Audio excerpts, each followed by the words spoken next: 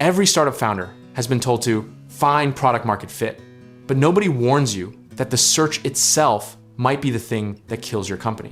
Let's talk about what the mentors leave out when they hand you that advice with a smile. The phrase product market fit was popularized by Marc Andreessen back in 2007, and since then it's been repeated so many times it's basically lost all meaning.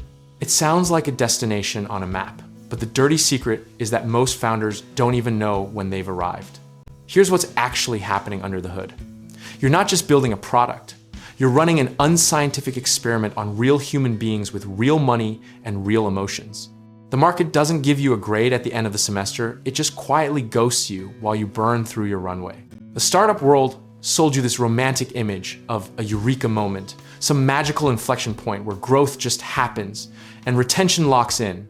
But for most companies, it looks less like a lightning bolt and more like slowly realizing your umbrella has holes while everyone around you insists it's barely raining. Early traction is the most dangerous drug in the startup ecosystem, and almost nobody tells you that.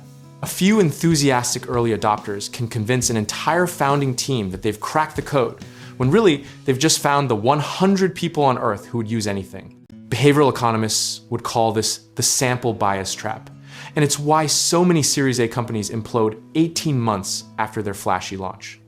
Your first users are missionaries, not the market, and the market does not share their religion. Think about it this way.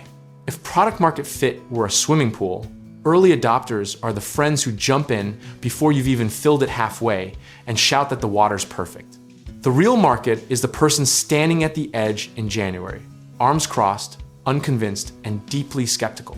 History is littered with companies that confused a moment of heat with a climate change. Friendster had explosive early growth before Facebook made it look like a science project. Quibi raised $1.75 billion, launched, and was dead in 6 months because they mistook investor enthusiasm for audience demand.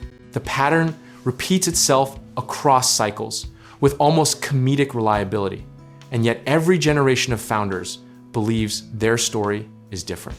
There's actually humility in acknowledging that you might be following a script that was written long before you ever showed up to the theater. Here's the misconception that costs founders the most time and money. They believe that more features equal better fit.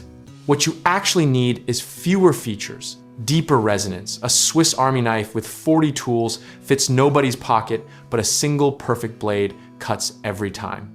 The practical lesson history offers is shockingly boring, and that's exactly why nobody talks about it.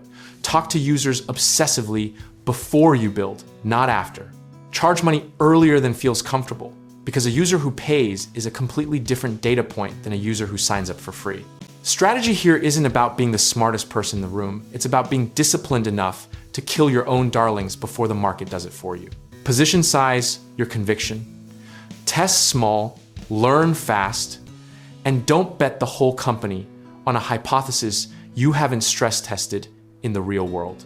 At the end of the day, building a startup is less about genius and more about being a rational, patient scientist who also happens to be comfortable with uncertainty.